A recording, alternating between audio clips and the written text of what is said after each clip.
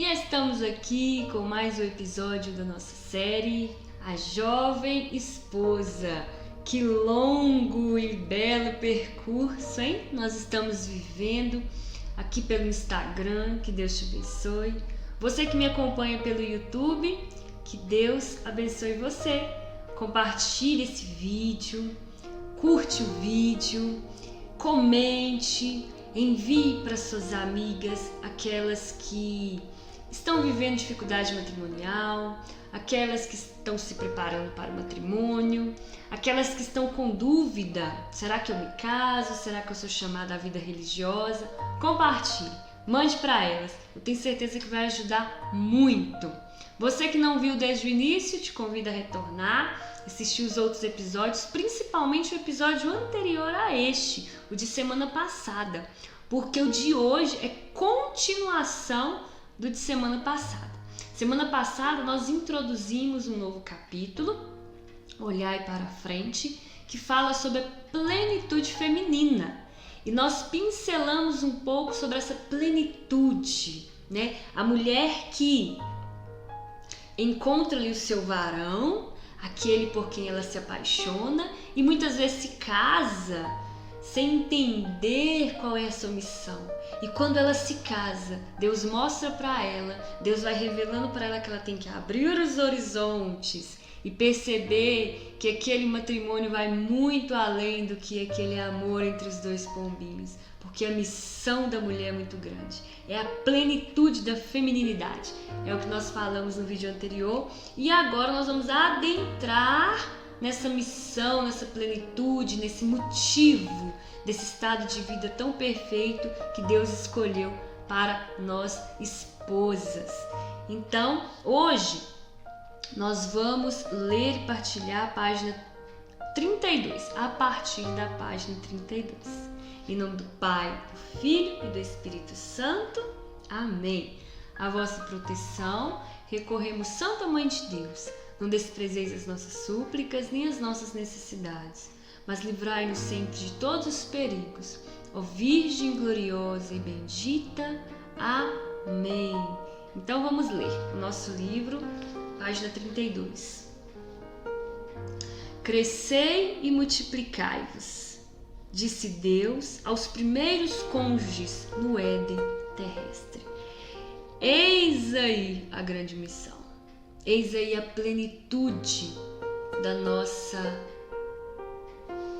feminilidade. Eis aí a grande graça que Deus nos deu, a grande missão que Deus nos deu. Eis aí o horizonte que precisa ser alargado dentro da vida matrimonial. Crescer e multiplicar. Essa é a nossa grande missão, mulheres, esposas que me escutam, que me acompanham, noivas. Se você não está preparada para isso, se você não está preparada para ser mãe, para dar à luz, para engravidar, não se case. Se você não está preparada para ser mãe, você não está pronta para o casamento, porque essa é a missão. Você que é chamada à vida vocacional religiosa, a uma vocação religiosa, você é chamada à maternidade de forma espiritual. Nós precisamos dar à luz espiritualmente. Nós precisamos ser fecundas. A mulher é chamada à fecundidade, cada uma no seu estado de vida. E nós, enquanto esposas, precisamos gerar vida para Deus, vida para o céu. Nós precisamos povoar essa terra de pessoas, para que essas pessoas possam um dia povoar o céu. Essa é a nossa vocação. Mas de que modo? Pela união conjugal e a dedicação mútua dos esposos. Através da união conjugal, na vida matrimonial e a dedicação mútua. Não adianta apenas a esposa entender isso. Tem que ser uma dedicação mútua. Então você que é noiva e o seu noivo não quer ter filhos, olha, eu te digo sinceramente, se você quer viver plenamente a vontade de Deus, não se case. Não se case. Peça a Deus que converta o coração desse seu noivo, para que ele enxergue a verdade, converse com ele, dialogue com ele, Ou então, termine esse relacionamento e peça a Deus que, se for realmente essa sua vocação, se é mesmo isso que Deus quer para a sua vida, que Deus te dê a graça de viver isso como uma pessoa que se dedique com você nessa missão, que compreenda isso. O que nós refletimos no episódio anterior, que para compreender essa missão é preciso duas coisas. Primeiro, ter um respeito cristão, ter um temor cristão, ter uma experiência com a graça de Deus, conhecer o cristianismo, conhecer a vida em Deus. E em segundo lugar, ter uma experiência sólida com os princípios que foram se perdendo durante os tempos. Conhecer aquilo que os nossos avós nos ensinaram, que hoje nós não escutamos mais falar sobre. A gente precisa ter uma maturidade espiritual, uma maturidade psicológica para compreender essa verdade de fé, que essa é a nossa missão enquanto mulher, a fecundidade. A fecundidade. E se eu não estou preparada para isso, eu não posso me casar. Eu ainda não estou pronta para me casar. Continua assim o livro. O Deus Santo criou no homem o instinto sexual. O Deus Santo criou. Deus deu ao homem, aqui homem e mulher, deu ao ser humano o instinto sexual, o desejo de relacionar-se sexualmente. Isso é um presente de Deus a nós. Deus que nos deu, foi criação divina. Muitas pessoas também já levam para o lado do puritanismo, do pecado, que sexo é pecado, que o sexo precisa ser contido, a nossa sexualidade precisa ser contida. Não, isso é um pensamento errado, é um pensamento puritano, está errado, não. O instinto sexual é dom e graça de Deus, foi um presente que Deus nos deu. Colocou em sua natureza tendência para o outro sexo e o instituiu o sacramento do matrimônio para a satisfação deste instinto. Deus nos deu o sacramento matrimonial justamente para a satisfação deste instinto sexual. Porque nós, cristãos católicos, sabemos que a vida sexual ativa fora do casamento é pecado grave, é pecado mortal. Deus nos deu esse sacramento, nos deu o casamento para vivermos isso plenamente dentro do casamento, com o nosso cônjuge, para a nossa satisfação. Olha como Deus é maravilhoso, para a nossa satisfação, porque a primeira função do sexo é o prazer, a satisfação, a união do casal. Essa é a primeira função do sexo. A união do casal. E ela é satisfatória. Isso é graça de Deus, isso é presente de Deus. O Deus Santo não tolera simplesmente, mas ele o quer. Olha o que diz o livro. Ele não tolera, ele quer. É um desejo dele que nos satisfaçamos sexualmente dentro da vida matrimonial. É realmente um dom, um presente que Deus nos deu. É obra de Deus. Foi Ele quem planejou e ligou inteiramente a este meio a multiplicação do gênero humano. É Ele quem nos deu esse prazer sexual e ligou a isso a segunda função do sexo, o segundo objetivo, que é a multiplicação, que é a fecundidade. Aí está o motivo pelo qual Deus criou o instinto sexual. Unitivo e procriativo, a união e a procriação. É o que diz aqui claramente para nós. E o livro continua assim: o santo Deus, porém, só pode criar o bem, mandar e querer que se faça o bem.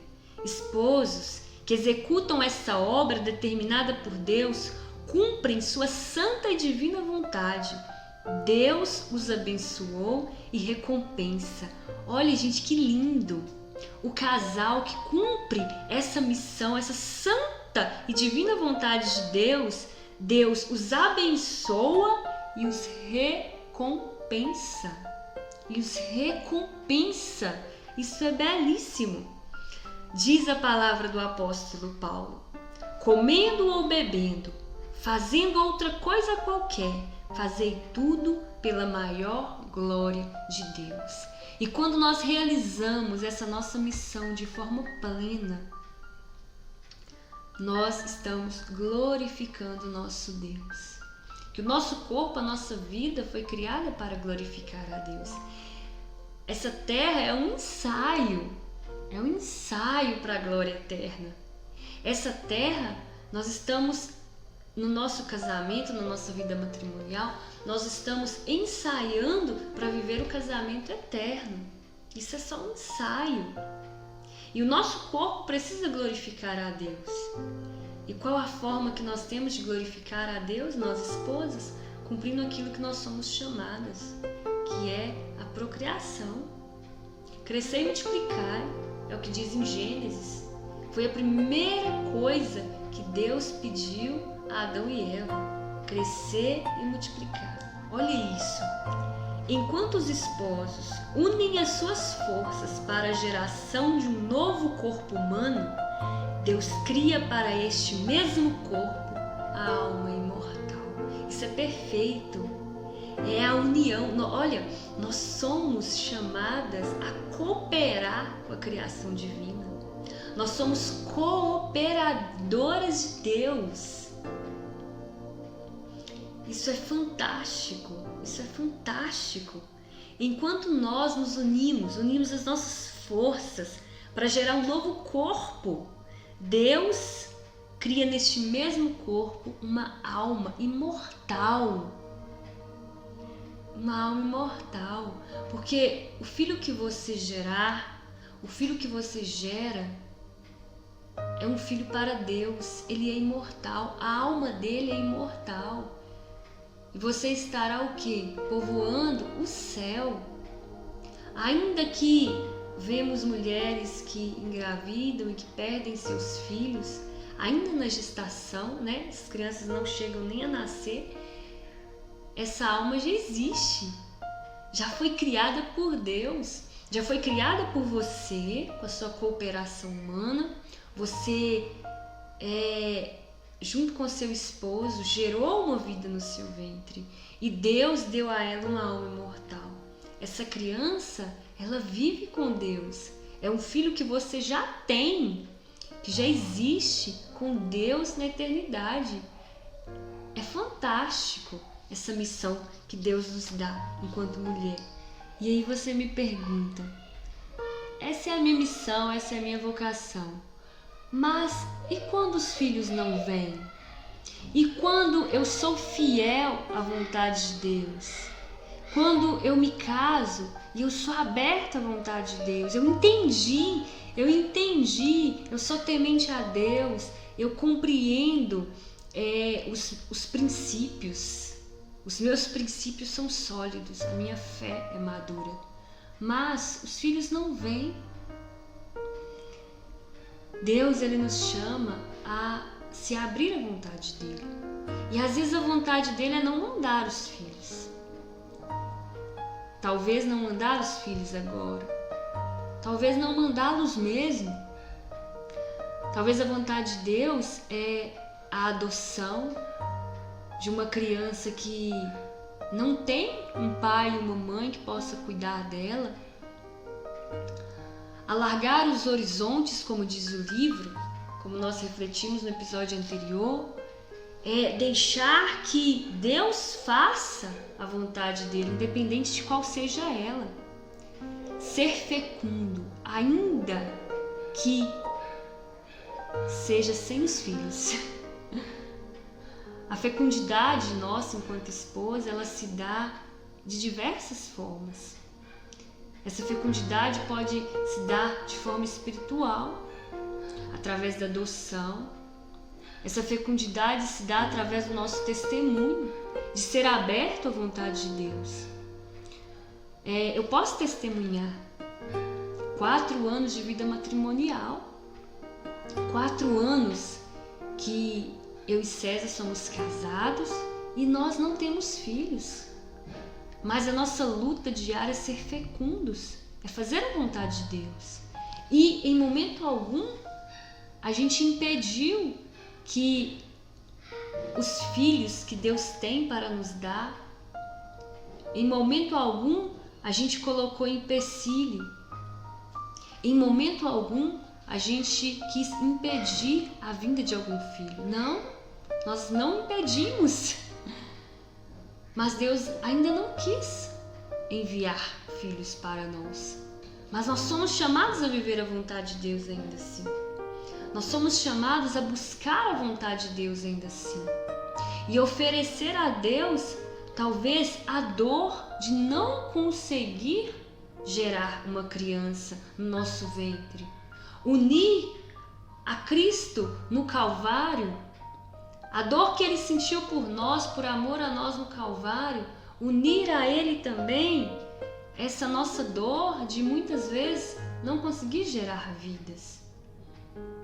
Isso nos santifica, isso nos fortalece. Eu posso te dizer que nesses 4 anos eu já chorei, já sofri, já me alegrei, mas acima de tudo eu cresci, eu amadureci. Porque ser aberto à vontade de Deus é o que nos alegra, é o que nos santifica, é o que nos faz viver a plenitude da vida cristã. É ser aberto à vontade de Deus. O fato é, a missão que Deus nos dá é crescer e multiplicar. Mas como vai se dar essa multiplicação e essa fecundidade? Esse mistério pertence a Ele. É Deus quem dá a vida.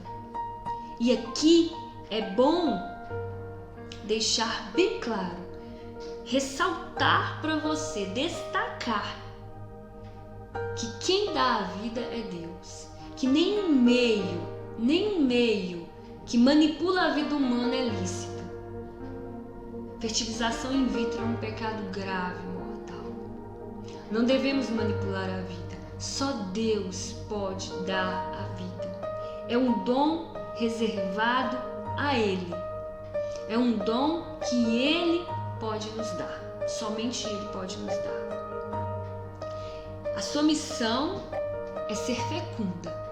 Como e quando isso a Deus pertence. Mas não tenha medo de viver a vontade de Deus, mesmo que seja às vezes no sofrimento. Viva a vontade de Deus. Cumpra aquilo que Deus te chamou a viver na vida matrimonial. E se você não está pronta para isso, se você não está pronta para receber todos os filhos que Deus quer te dar, ou se talvez você não está pronta para viver uma possível infertilidade no seu matrimônio, não se case. Não se case. Se prepare. Nós nos preparamos para tudo nessa vida. Nós nos preparamos para o trabalho novo, para uma faculdade. Nós nos preparamos, nós nos formamos, nós estudamos anos. Para ser médico 5 anos, advogado 5 anos e assim por diante. Estude. Aprenda mais. Se forme para ser uma boa esposa. Se forme para ser uma boa esposa. E quando você estiver certa de que você está pronta para viver de forma plena a sua vocação, aí sim, se case e viva plenamente a vontade de Deus. E olha o que diz aqui na página 34. Para criar nova vida imortal, Deus se serve dos esposos e lhes impõe a união conjugal. É este o papel do matrimônio no plano de Deus. É claro, é claríssimo. Deus é muito claro nas palavras dele nas Sagradas Escrituras. Agora compreendemos. Porque Jesus Cristo quis adotar o matrimônio como uma consagração religiosa. Então Deus, Cristo, Ele elevou o matrimônio a um sacramento. É algo muito santo, muito perfeito. E aqui nós compreendemos o porquê. Porque o sacramento do matrimônio tem a plenitude das missões, que é povoar essa terra, que é dar à luz, é ser fecundo aqui nesta terra e assim povoar o céu com filhos para Deus. Cristo elevou a um sacramento a união do homem e mulher no matrimônio e na vida conjugal. É o que diz aqui o autor para nós. Então, você mulher que me acompanha, você esposa que me acompanha através dessa série. Repito, se você não está preparada para ser mãe, você não está pronta para casar. Repense a sua vocação. Repense essa pessoa que está do seu lado. Repense a si mesmo. Porque nós temos medo do novo. Nós temos medo de alargar o horizonte. Mas olha o que diz o livro. Deus abençoa e recompensa os casais que querem fazer a vontade de Deus. Ele abençoa e recompensa, comendo, bebendo, fazendo qualquer outra coisa. Fazei tudo pela maior glória de Deus, nos disse o apóstolo Paulo. Reflita a sua missão, reflita a sua vocação. Crescer e multiplicar é o que Deus diz a nós, esposas. É o que Deus disse ao primeiro casal, lá no Jardim do Éden. Essa é a nossa plenitude. Essa é a plenitude do nosso ser mulher. É a plenitude da nossa vocação. Não tenha medo de viver a vontade de Deus. Não seremos felizes longe da vontade de Deus. Que possamos ser fecundas. Sejamos fecundas como Deus nos chama a ser. Que Deus nos abençoe. Em nome do Pai, do Filho e do Espírito Santo. Amém.